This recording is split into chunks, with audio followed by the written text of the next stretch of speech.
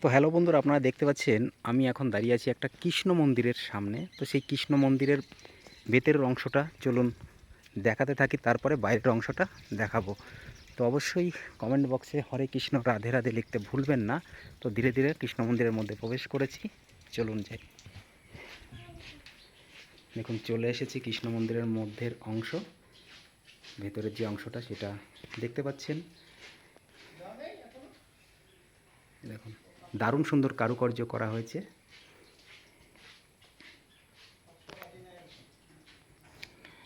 হরে কৃষ্ণ রাধে রাধে। এই দেখুন, তো চলুন এবার একটু বাইরের অংশটা দেখাতে থাকি,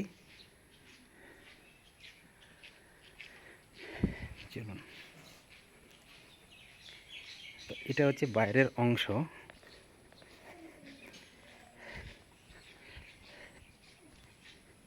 এই পাশে কিন্তু রয়েছে প্রচুর পরিমাণে গরু। চলুন একটু গরুটাকে দেখিয়ে আসি, এবং এই মন্দিরটি কোথায় অবস্থিত সেগুলো ধীরে ধীরে বলবো। চলুন যাই। এগুলো হচ্ছে গরুর খামার। এই যে পৌঁছে গেছি। এই দেখুন প্রচুর পরিমাণে কিন্তু গরু আছে, গোমাতা বলা হয়। তো এই দেখুন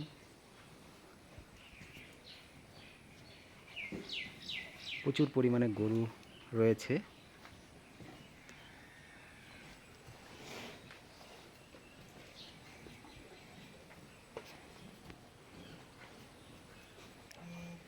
তো চলুন একটু মন্দিরের ভেতরে প্রবেশ করি।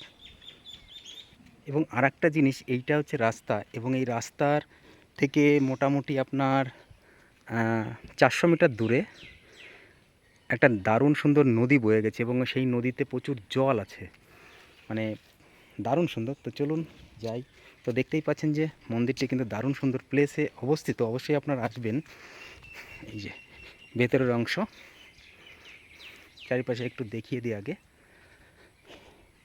এই দেখুন, এবং প্রচুর ফুল গাছ কিন্তু আছে। এই যে বিভিন্ন রকমের ফুল গাছ আছে, তুলসীর গাছ আছে, সমস্ত রকমের গাছগুলো কিন্তু আছে, আর ফোয়ারাও আছে। তো এই হচ্ছে মন্দিরটি। তো এই মন্দিরটি অবস্থিত জলপাইগুড়ি জেলার মালবাজার এবং চালসার মধ্যবর্তী স্থানে শালবাড়ি যে নামক জায়গা আছে সেখানে। তো মালবাজার এবং চালসার আশেপাশে যে সমস্ত বন্ধুরা আছেন আমার ফ্রেন্ড লিস্টে, তারা অবশ্যই আসবেন। তো যারা আসেননি, এখানে কিন্তু প্রচুর মানুষ আসেন, আজকে ভিড় কম আছে, কিন্তু এখানে প্রতিদিন কিন্তু প্রচুর মানুষ আসেন। তো পরিবেশটা দেখতেই পাচ্ছেন কি দারুণ সুন্দর। এই দেখুন চারিপাশের পরিবেশটা অসাধারণ সুন্দর, এবং ওই পাশে কিন্তু রয়েছে আর্মি ক্যাম্প। অসাধারণ সুন্দর পরিবেশ। দূর থেকে একটু মন্দিরের চারিপাশের যে অংশগুলো রয়েছে সেইগুলো একটু দেখিয়ে দিই। এই দেখুন, এবং একটি কৃত্রিম ময়ূর বাঁধানো গাছও আছে। তো এখানে এসে আপনি ভিডিও শ্যুট, ফটোশ্যুট, রিলস যা খুশি তাই করতে পারবেন, অসুবিধা নেই। ওপেন আছে একদম খোলামেলা। তো যাই হোক, হরে কৃষ্ণ রাধে রাধে লিখতে ভুলবেন না। এবং এই যে চারিপাশের দৃশ্যটা দেখতে পাচ্ছেন, বিভিন্ন রকমের গাছ আছে, ফুল গাছ থেকে শুরু করে সব রকমের গাছ। তো আমি এখানে অনেকবার এসেছি, খুবই ভালো লাগে, মন শান্তি হয়ে যায়। তো যাই হোক, আপনাদের কেমন লাগলো অবশ্যই জানাবেন। দেখুন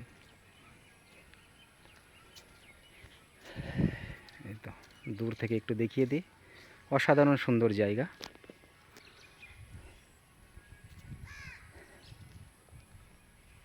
সবাইকে থ্যাংক ইউ সো মাচ।